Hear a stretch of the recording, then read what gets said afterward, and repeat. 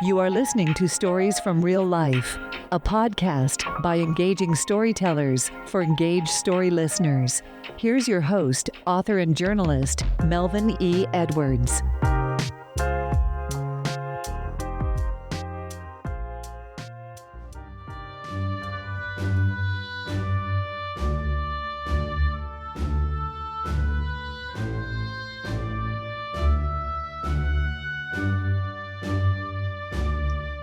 Hello and welcome to this episode of Stories from Real Life. I'm your host, Melvin E. Edwards, and I have the pleasure of being joined by presidential historian Lewis Ben Smith for this special President's Day edition. He also becomes the first guest to appear on this show on 2 non-consecutive episodes. I guess that makes him the Grover Cleveland of Stories from Real Life guest. Lewis, thanks for joining me today. Oh, my pleasure. It's good to be here. So today, as I just mentioned, we're going to talk about the president. Well, we will not discuss recent ones because it's an election year and I don't need that kind of drama. So let's just say the cutoff year is 2000. Sounds good. So we had 2 presidents in the 18th century, so we can talk about them, plus the ones in the 19th and 20th century. All those are fair game. So with that in mind, go ahead. No, I said, sounds good. Okay. So with that in mind, who do you consider to be your top 5 presidents and why do you consider them to be so? All right. Well, top spot among historians is nearly always given to one of 3. It will either be Lincoln, Washington, or Franklin Roosevelt. But I will always put Abraham Lincoln in the top slot. I mean, he saved America from the gravest existential threat in our history. He presided over America's bloodiest war, and yet he bore no malice or rancor towards those who started it. He was a man of remarkable compassion. He had the soul of a poet. He was just a remarkable person all the way around, and remarkably enough, completely self-made. 1 year of schooling in his entire life, and yet he produced things like the second inaugural and the Gettysburg Address that are just timeless in their beauty. And also was a remarkably skilled politician. I mean, his ability to get what he wanted done in the face of opposition from his own party and opposite parties, and sometimes within his own cabinet, was uncanny. And he did it all without ever losing his decency or his humanity. I mean, he was not just our greatest president. I think he was, for my money, the greatest American that ever lived. Wow, that's high praise. All right, so here's a question I just thought of off the top of my head as you were talking. Obviously, Lincoln, you talked about him being a skilled politician, and he also is known for having a team of rivals in his cabinet. What do you think? How do you think history could have been different if he had, rather than choosing Johnson as his vice president, he had Grant, for instance? Oh, now I don't know that Grant would have taken it at that point because the war was still going on. The war was still raging, and Grant was needed at the front. But I think Lincoln's one great mistake as president was allowing Johnson to be named as his VP candidate, because Johnson, as you know, is generally rated as one of America's all-time worst presidents, and also could not have been a worse man for the moment in which he found himself. Lincoln, in his first term, had a vice president from Massachusetts named Hannibal Hamlin, who was a committed abolitionist and much closer to Lincoln in his ideas. And I understand why. Now, of course, back then, the president didn't necessarily pick a running mate. The convention did. But the war was ending. The business of Reconstruction was going to be at hand. And Johnson was the only Southern senator who had remained loyal to the Union. During the war, Lincoln had appointed him as the military governor of Tennessee. Johnson had remained faithful to the Union in the face of death threats and everything else. And I think Lincoln's reasoning was that Johnson would be a goodwill ambassador to the South once the war was over, that he would, be the face of a Republican administration. In fact, they didn't even, if you go to the 1864 campaign literature, they didn't call it the Republican Party because that name was anathema in the South. They called themselves the National Union Party. And Johnson kind of would have been a front man to take the administration's case into the South, ideally. But of course, Lincoln didn't plan on getting killed a month into his second term.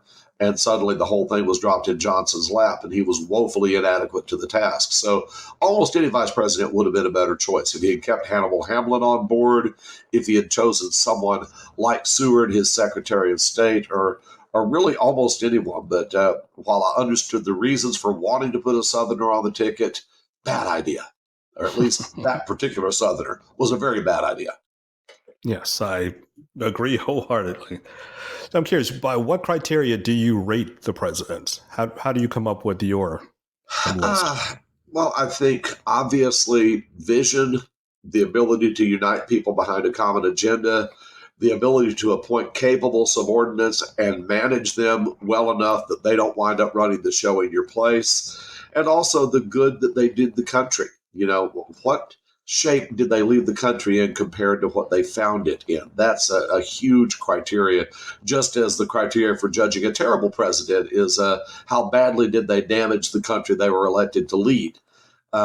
Washington, in my mind, is a close second to Lincoln because, first of all, he had to create the presidency. I mean, if you read the Constitution, the presidency, Article 2 that describes the presidency is a page and a half long.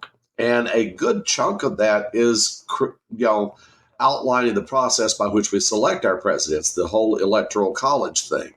And so really the presidency itself is a one-page job description. And Washington had to take this conceptual idea from a piece of paper and turn it into a working office. And, selecting the first cabinet, determining even little stuff like what the president would be called in conversation. Some wanted a big fancy title. Washington said, Mr. President will be just fine. And then most importantly, stepping down at the end of 2 terms, letting it be known that he was done. I thought I turned that off. I give up.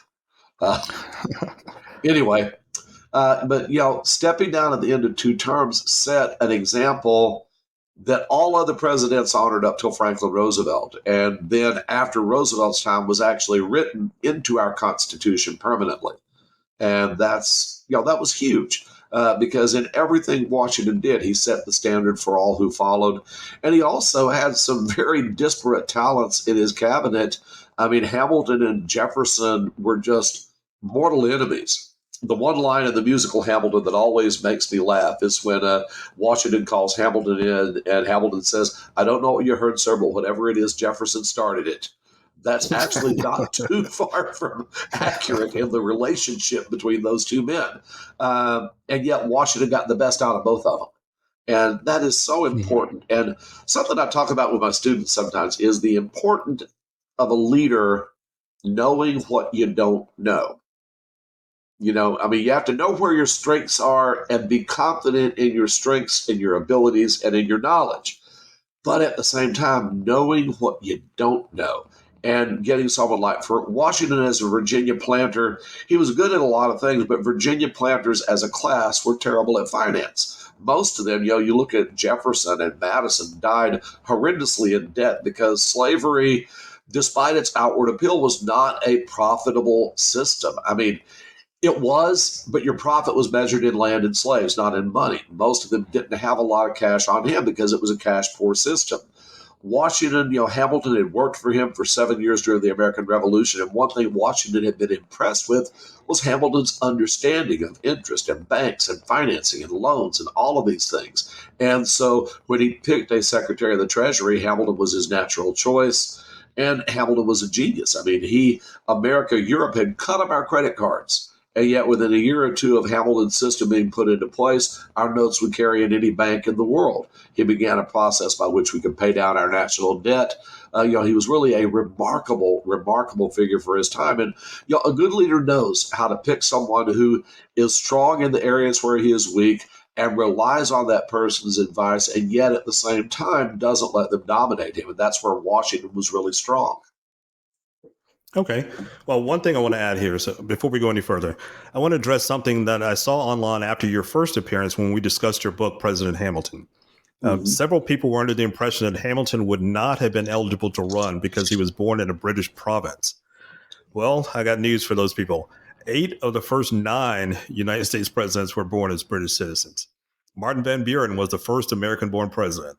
That's the true. Natural-born citizens clause was for future presidents, Otherwise, the United States wouldn't have had an eligible candidate until 35 years after the Declaration of Independence. That's very true. And it even says in the language of the Constitution, or a citizen at the time of the adoption of this Constitution, to make sure that that was in there. But yeah, that was, I encounter that sometimes when I'm out doing book signings. Well, Hamilton couldn't have run for president. He wasn't a natural born citizen. I'm like, well, you got to read the Constitution, the rest of that clause. Yes. All the details are important. Okay, so let's get back to the questions of today for President's Day. Even if a disastrous decision defines a president's narrative, do you think that also defines that president's quality? And let me give you an example of something I'm thinking of. History remembers Richard Nixon because of a specific event, but he did a lot of other things that would be considered good under most circumstances. So how do you define a president's quality? Boy, and again, it comes back to how badly did he damage the country he was supposed to lead. Nixon's a big, fat, complicated ball of wax, to be honest, because the man was brilliant in many ways. He had some remarkable achievements, not just in foreign policy, but in domestic policy as well. I mean, we wouldn't have the Environmental Protection Agency if it weren't for Richard Nixon. And I know people get fed up with EPA regulations and all of that, but the truth is, I'm old enough to remember the 70s. We had rivers catching fire. That's how polluted this country was. And the EPA has done so much to clean our water and our air, and that was thanks to Nixon. The Endangered Species Act was signed into law by Nixon. He is also, this is something most people don't know, the only American president, the only American in history to be nominated for national office 5 times, other than Franklin Roosevelt. Those two share that category. Nixon was nominated for vice president twice and won in the 50s, nominated for president and lost in 1960, then nominated for the presidency and won in both 68 and in 72. Ironically, in 72 by a landslide, enormous electoral and popular vote win, and then turns around and within 2 years squanders all the goodwill and just basically destroyed himself politically. Made himself so toxic, he's still remembered as the only president to ever resign in disgrace. And so much of that was just due to his own paranoia, his own persecution complex.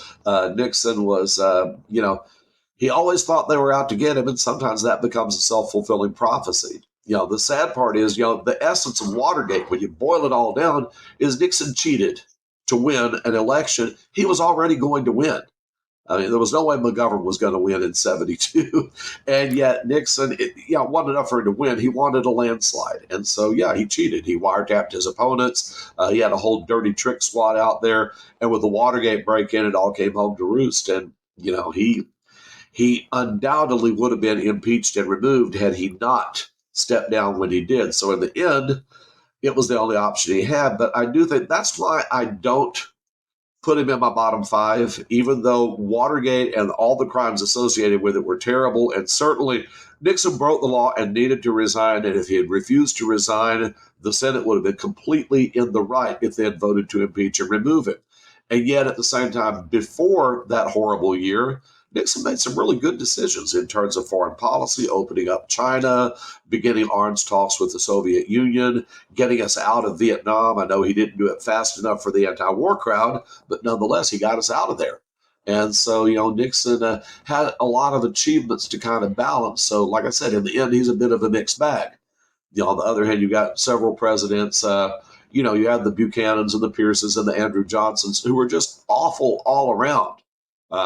And you've got some who meant well and did some good, and yet by their own misjudgments and inexperience wound up making some things worse. I put Jimmy Carter in that category, an absolutely admirable human being. His post-presidency was truly remarkable, and yet he was not a successful president.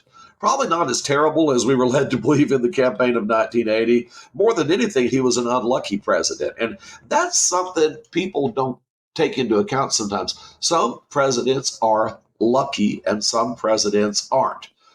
Carter was an unlucky president. Herbert Hoover was an unlucky president. And some presidents just have really good luck. You look at Bill Clinton, whatever you think of him as a person, he came in at a time of peace and prosperity. The Cold War was over. We had to remember the peace dividend from closing all the bases and kind of ending all that Cold War arms race stuff. And so for the only time in my life, we had a balanced budget the last years of the Clinton presidency. Like I said, you can say what you like about the man as a person, but as a president, he was lucky. What they call him the Teflon president. And that was kind of like Reagan, too. Reagan was a good president. He made some missteps, no doubt. I still consider him one of the best in my lifetime. But Reagan also, he had this incredible charisma and nothing stuck to him. Even his worst mistakes, the whole Iran-Contra thing, in the end, the people as a whole were far more forgiving towards Ronald Reagan than they were towards somebody like Herbert Hoover.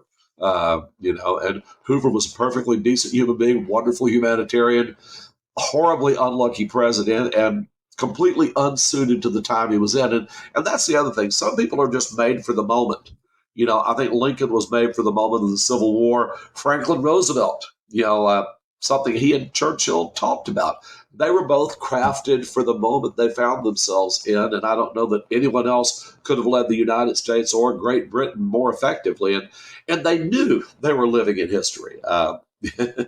One of my favorite telegrams from between them, at the end of one of his long telegrams to Churchill, Roosevelt signed off and said, "By the way, Winston, it's fun being in the same century with you." And that's actually a good segue to my next question. Speaking of centuries, the 19th century, after Grant, there seemed to be a string of what I would call weak presidents. Definitely. Well, there were several reasons. What caused that? Some of it was Lincoln had accumulated a lot of power into the executive branch during the Civil War. I mean, he had to. He was trying to save the country. And so he accumulated and wielded more power than any president before him. And so there was going to be a natural swing of the pendulum, regardless of who followed him in office. But as it turned out, it was Andrew Johnson who was dreadful and unlucky. And Johnson tried to impose his will on Congress and failed. He became incredibly unpopular. And Andrew Johnson, Congress rolled over him like a steamroller over a grape. Okay, I mean, they overrode every one of his vetoes. They did not support his attempt to bring the South in without enacting civil rights legislation. The 14th and 15th Amendments he was opposed to, and they pushed those things along anyway. And then they impeached him and came within one vote of stripping him of office. And from what I have read and understand, there was kind of an unwritten deal made there that Johnson would roll over and quit obstructing Congress, and in exchange, they would let him finish out his term. Then you got Grant, and Grant had a different view of the president. Not so much a dynamic executive as a bureaucrat who would, carry out the laws Congress passed. But Grant kind of gave Congress the lead on things, and that kind of tailed over into the Gilded Age. And there were a number of factors. One was once Reconstruction was over and the Southern states came back in, the balance of power between the two parties was so narrow. The South was solid red. The Northeast was solid blue. Every state, you could predict which way they were going to go in every election. And really, there were only three swing states. There was Ohio, there was New York, and Indiana. Those were the ones that might swing either way. And nearly every presidential race, that's why there were so many presidents from Ohio and New York during this time. And because the balance was so thin, bold leadership rocks the boat. When you know that the election is going to turn on 1 or 2% of the popular vote, you don't want to rock the boat. You want to go along to get along. And also, there were other factors. Before the Civil War, the best men in the country went into politics. After the Civil War, the best and brightest went into business, and the second-rate men went into politics. So there were a number of things that kind of kept. And truthfully, after Reconstruction was ended and the attempt to introduce civil rights for African Americans in the South failed, ideologically, the parties weren't that far apart. And so the elections were more about scandal and personality than they were about substantive differences. And so you had a succession of weak, mediocre presidents. I mean, these are the guys that people fail presidential trivia quizzes on. Rutherford Hayes, Chester A. Arthur, James Garfield, Grover Cleveland. Now they have their moments, but it's just not an era of strong presidents. And it took a young, dynamic, fresh personality and a new century to inject life back into the presidency. And that came with Theodore Roosevelt, of course, who is another one of my all-time favorites. Is he in your top 5? Oh, yeah. I never did finish off my list, did I? Yeah. Yes. Lincoln, Washington, FDR, Theodore Roosevelt, and then 5th place is kind of a toss-up between Eisenhower and Truman. I think either one of them, they're very close, both in policy and in personality in some ways. And I find it really interesting because those are the top 6 in nearly every historian's poll. What's amazing to me is that 3 out of the top 6 presidents, as rated by, say, the C-SPAN poll, served back to back to back. It's like the mid-20th century was the high point of presidential leadership in America, where you had FDR and then Truman and then Eisenhower, and all of them serving multiple terms and leading America, transforming America from this rather sleepy, isolationist, backwater power mired in the Great Depression to a global powerhouse and the literal and figurative leader of the free world. That was really done by 3 men. Wow. So you mentioned they all served multiple terms. Who do you think was the most consequential? I can't even say the word. The most consequential one-term president? Oh, that's actually easy. James K. Polk, the one nobody's ever heard of. The man, he made 6 campaign promises and he kept every one of them. As far as I know, he's the only president in American history to keep every campaign promise he made, because he said if he was elected, first, he was going to lower the tariff. Secondly, he was going to restore the independent treasury. Third, he was going to annex Texas. Fourth, he was going to buy California or otherwise acquire California from Mexico. And fifth, he was going to add the Oregon Territory to the United States. And his last promise was that he would do it all in one term and not seek re-election. And doggone it, the sucker did it. That cost us a war, probably one of the most unjust wars in American history, the Mexican-American War, which ironically is also the best fought war in American history. I mean, that was one of those conflicts that the more I study it, the more amazed I am. Mexico at that time had been fighting civil wars among themselves for 30 years. They had a large, experienced army. Many professional generals from Europe came to serve in the Mexican army because Europe at that time didn't have a lot of big wars going on. And America came in, and despite the fact that nearly every major battle was on foreign soil, despite the fact that we were far from home and outnumbered in every battle, America didn't lose a single battle that whole war. We launched the first full-on amphibious invasion in our nation's history, landed in Veracruz, fought our way 200 miles across hostile territory, foiled a couple of planned ambushes by Santa Anna's forces, captured Mexico City, and Santa Anna was toppled. The Mexican Congress ceded California and the entire Western territories, which is New Mexico, Arizona, Utah, and Nevada. All of that in a war that lasted just a little over a year. It was an incredible achievement. Like I said, even if it was a rather unjust war, it was still a remarkably successful one. And then Polk also negotiated with the British to acquire the Oregon country. And Texas had actually been annexed during the lame duck period right before his taking the oath of office, but as a direct result of his election. Outgoing President John Tyler wanted some legacy to be remembered by, so when he saw the way the election went, he said, hey, the people have spoken, the candidate who favored annexing Texas won, let's go ahead and do it. They did it by joint resolution of Congress. Okay. So let's step outside just a little bit of policy and deal with personal attributes, personality, if you don't mind. Which president would you say had the best sense of humor? Oh, goodness. Lincoln loved jokes. And it's kind of funny. He wrestled with depression, but he often found his way out of it by making other people laugh. He had a huge reserves of jokes and funny stories, and just loved making people laugh. He was tremendously entertaining. Some of his cabinet appreciated it, some did not. That's one thing that I thought the Lincoln movie got right. When Secretary of War Stanton, Lincoln goes in to tell him the funny story about Ethan Allen, and Stanton just storms out of the room. I cannot stand to listen to another one of your stories right now. And I'll tell you another one now. He was crude and sometimes a bit cruel in his practical jokes, but LBJ loved a good joke and a good prank. And he had a car that was rigged up with a snorkel that actually doubled as a motorboat.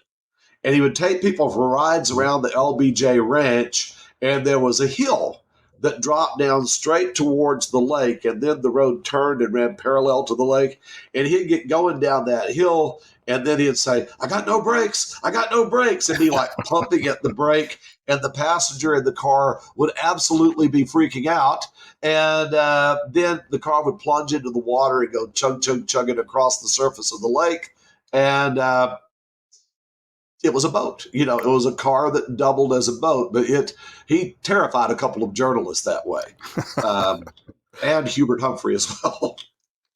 All right, how about athletics? Who was the best athlete? Oh, that's a good question. I mean, Theodore Roosevelt, and I know you don't really see it in his pictures, but Roosevelt loved to box. He was a superb equestrian. Cross-country hiking was one of his favorite things. When he was president, traditionally, when you come to dinner at the White House, you wear tux and tails and the ladies wear formal gowns. Well, they quickly learned when TR was president, you better show up in hiking boots and a pair of sturdy khakis, because as soon as he was done with supper, he'd say, oh, that was bully. Now let's go for a walk. And his walks were often 10 miles or more, climbing cliffs, going through creeks. I mean, and people panted and struggled to catch up. One ambassador asked to be reassigned because he was 72 years old and simply could not keep up with Theodore Roosevelt. One time, a cavalry officer wrote a letter to Theodore Roosevelt complaining because his commanding officer had made him ride on horseback 25 miles in one day. And he said that was just unfair and no person should be asked to do something like that. Well, Roosevelt hopped on his horse and rode 50 miles in one day, pretty much obliterating anyone's right to complain about anything ever again. I'm sorry, I thought to turn those notifications off, but they keep dinging, so my apologies to your audience. Another time, the heavyweight boxing champion of the world was brought to the White House for a congratulation on his championship. Roosevelt, who at the time was like 46 years old, said, oh, I love boxing in college. Let's go a few rounds. And he strapped on his gloves and climbed into the ring with the guys where he practiced boxing with his sons. And, the champ was going to go easy on him because this is the president of the United States and he's not a young man anymore. Roosevelt clocked him so hard he got mad and punched back full strength. And it blinded the president in one eye. And he did not tell the champ about it because he didn't want the man to feel bad for blinding the president. Roosevelt never got his full sight back in that eye. Wow. That was the kind of guy he was. He was incredibly athletic. Lincoln isn't really remembered for this, but he was extraordinarily strong. One of the things that he did, Lincoln was in his 50s when he was at the White House. He was around our age. He would take an axe by the very end of the handle and hold it straight out from his body, parallel with the ground, and hold it like that for a full minute. And he would challenge the soldiers to try it, and none of them could do it. I can tell you, I've tried it. I can barely get that thing level for about 5 or 10 seconds before my arm drops. Lincoln was an enormously strong man. Gerald Ford, he was it's kind of funny because Saturday Night Live lampooned him for being a klutz. But the truth is, Gerald Ford is one of the most athletic presidents in our history. He loved skiing. He was a college football player, former naval officer, liked to start the morning by swimming about 20 laps in the White House pool. He was a pretty athletic president as well. He's actually the first one who came to my mind when I thought about this question. He also played football at the University of Michigan. It's true, and was quite good at it. All right, so I've got another list here. We talked about your 5 favorite presidents or the 5 best. How about the 5 worst, not counting the 21st century? Okay, yeah. Leaving current options out of the picture. Nearly everyone concedes James Buchanan is the worst.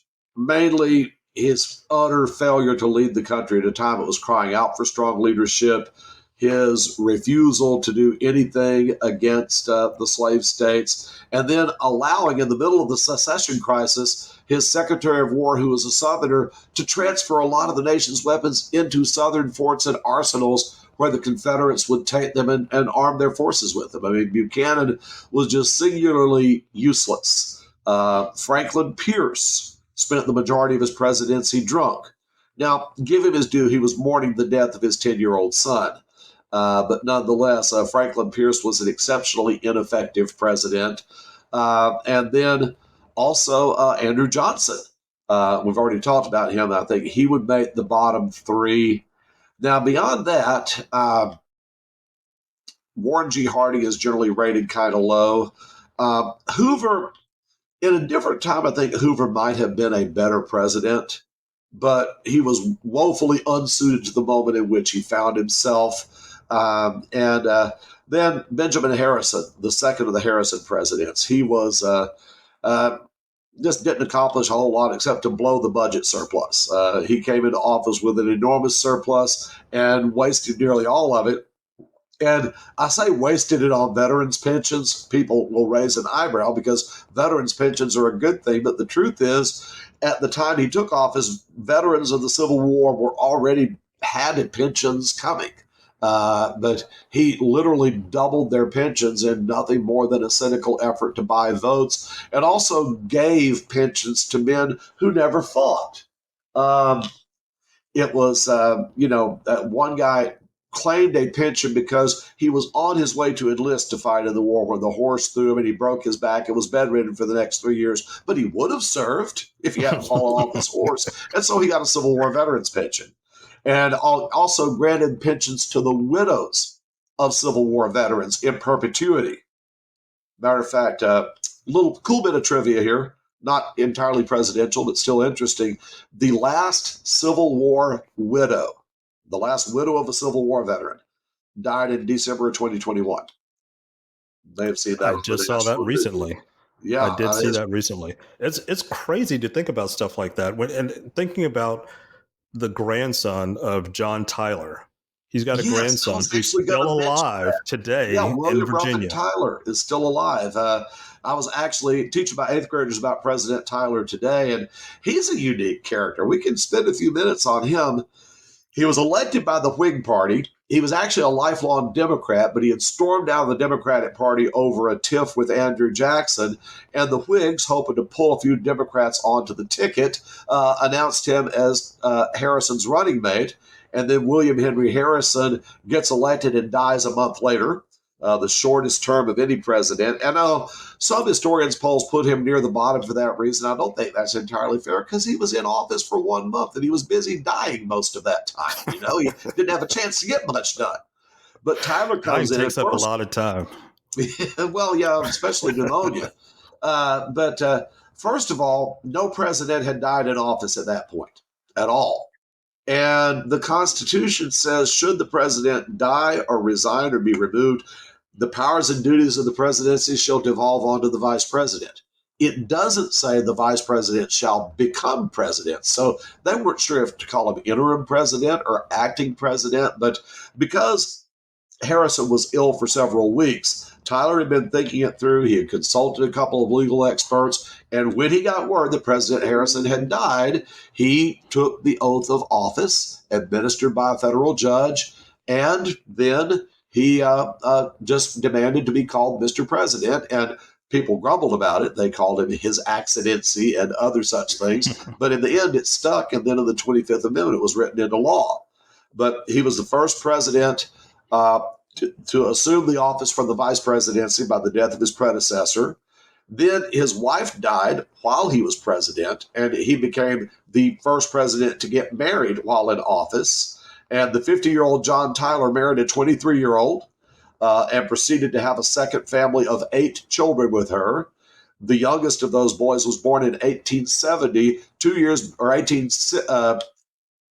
beg your pardon, no, it was born in 1860, 2 years before Tyler died, when Tyler was 70 years old. And that young man, kind of similar to his dad, he married, had a family. His wife died when he was in his 50s. He remarried, started a second family, and two of those children born in the 1930s, one of them still alive to this day. And one of them passed away 3 or 4 years ago. I know it wasn't that long ago that Tyler had 2 grandchildren still living, but in 3 generations, the Tyler family has lived in the administration of every president since George Washington. That's absolutely amazing. Absolutely amazing. I mentioned that the Tyler family in my first book, and they went 3 generations in a span that my family has gone 8 generations. Wow. Yeah. Well, from my great grandfather to my granddaughter. So there's 8 generations of people in Texas. That would probably be the same for me. At least 6 or 7. I mean, myself and my dad were both born when our fathers were fairly old, but still, that only takes you to, my dad was born in 1926. My grandfather in 1889, and Tyler had still been gone nearly 40 years at that point. It's really interesting.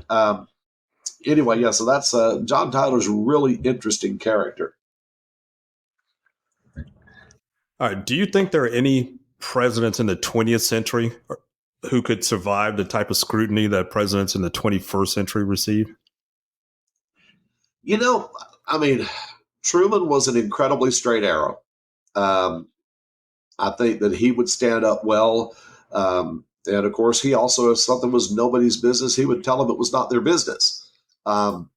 George H.W. Bush was a man of great dignity and a family man. I mean, I guess if you dig enough, you can find something to criticize about almost anyone if you go back far enough. But that being said, at the same time, baggage doesn't seem to be as big a deal as it once was. I mean, you look at the baggage carried by some of our more recent presidents, and even, going kind of up to the tail end of where we're talking about, Bill Clinton had a remarkable amount of personal baggage, yet he was elected twice and left office with an approval rating of 60% after becoming the first president since Andrew Johnson to go through an impeachment trial. I'll tell you what, when you look at America's presidents as a group, it's a remarkably eclectic collection, some incredibly brilliant men. I mean, Thomas Jefferson could literally write in Greek with one hand and Latin at the other at the same time. And besides being a politician, he was a botanist. He was the father of American archaeology. He was fascinated with prehistoric animals. I mean, the man was a walking encyclopedia. You look at people, and James Garfield, he was one that didn't get a lot of mention because he was assassinated and only served in office about 6 or 7 months, but he had a fascinating mind. Theodore Roosevelt, we think of him as a man of action, and he was. He was the only president to win the Medal of Honor and the Nobel Peace Prize, but he also wrote 18 books and hundreds of articles, many of them quite scholarly. His Naval History of the War of 1812 is still considered one of the authoritative works on that subject. And then you get some from unlikely backgrounds. I mean, Harry Truman, a farmer's son from Missouri, and yet he forged NATO. He came up with the Marshall Plan. He led us out of World War II. And he was another example of how current popular opinion isn't always a measure of historical greatness. Truman left office with an approval rating in the mid-30s, and yet now most historians put him in the top 6 of American presidents. And his leadership in that post-war era was nothing short of brilliant. Eisenhower is another, and of course, he was a 5-star general, but he also became a president known for his aversion to war. He ended the only war he inherited, and he didn't start any more. And he probably saved the world from a second nuclear conflict 2 or 3 times because, since we've never used the bomb since World War II, we've gotten used to the idea that is something we don't use. That idea wasn't there in the 50s. There were a number of crises where the Joint Chiefs of Staff first instinct was, let's nuke them. And Eisenhower would always be, not so fast. Let's try to find another way out of this. And he is another one who, the longer he's gone, the more we seem to appreciate it. Other presidents, their stars kind of fall from the firmament. Woodrow Wilson, my history books when I was in high school ranked him as one of the greatest presidents. And now, largely, frankly, because of his virulent racism, his star has fallen greatly, and most historians rank him only slightly above average.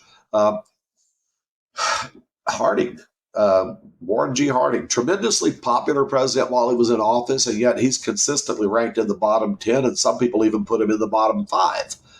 So that's one reason I always say, that current standing in public opinion is just not a measure of historical greatness. And it takes decades to get a true perspective on a presidency. When you were talking about Jefferson and his various interests and abilities, it made me think about somebody I mentioned the first time we talked, and that's Jonathan Edwards. I think he would have made a fascinating president. Obviously, he died before. He's a little bit too early. He was born in 1703, 3 years younger than Franklin. So he was born a little bit too early. But I think he would have been a fascinating character. His abilities were on par with Jefferson. His intellectual abilities. He went to Princeton when he was like 12 years old or something. Wow. Of course. Or Dartmouth. I don't know a ton about Edwards, but he's one of those I'd like to read up on a little bit more. I highly recommend it. Presidents we never had. Obviously, of course, I wrote a book about what a president Alexander Hamilton might have made. But Henry Clay ran 4 times and never made it. And one of the deep ironies, Clay was twice approached about serving as vice president. Both times he refused it because it is really a kind of powerless, inconsequential office. And both times the men who approached him, William Henry Harrison and Zachary Taylor, died in office.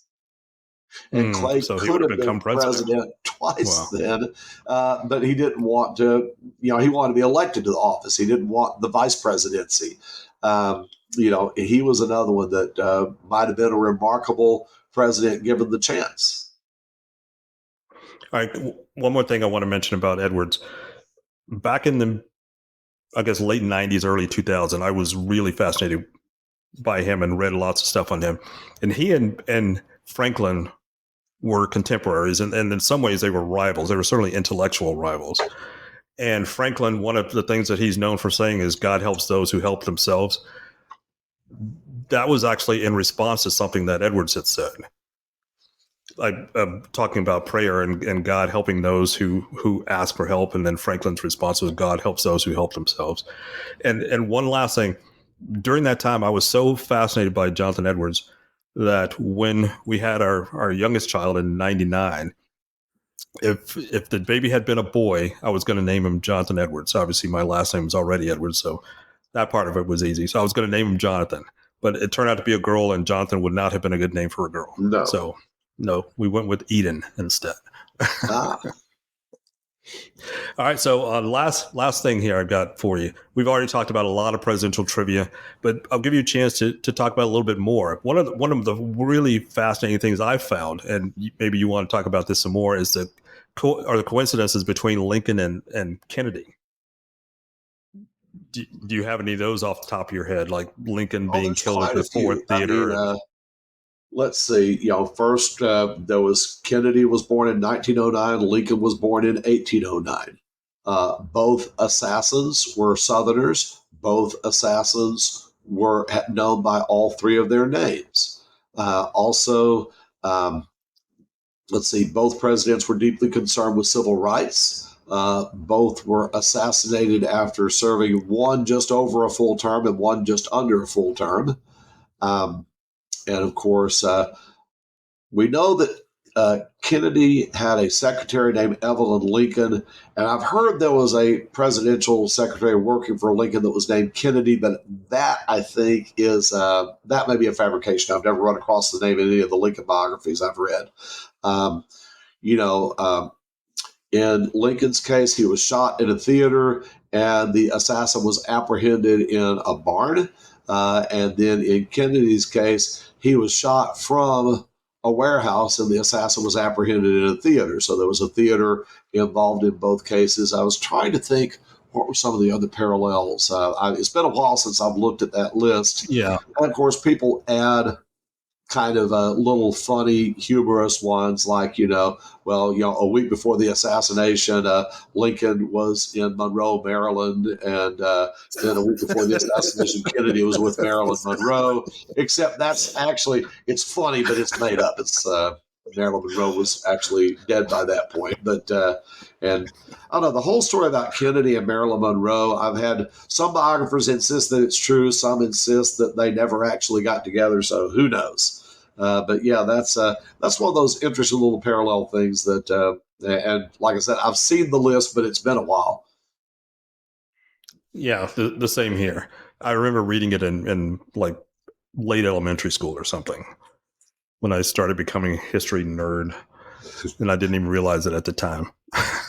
Well, thank you for inviting me on tonight. I really have enjoyed this time. I appreciate you being here.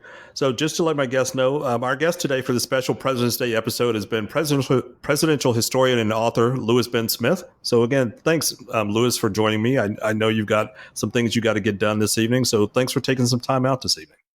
All right. I appreciate it very much. Good to be on your show again. Yes, I'll talk to you again soon. Well, that's it for this episode of Stories from Real Life. Join us again next time for another great storytelling journey. Until then, don't forget to shine some light wherever you go.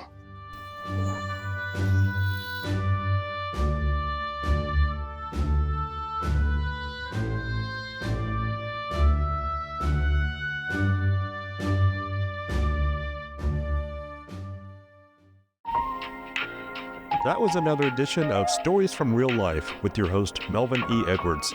Join us again next time for more stories about more things than you can imagine. Some of those true stories may even be about real life. See you next time.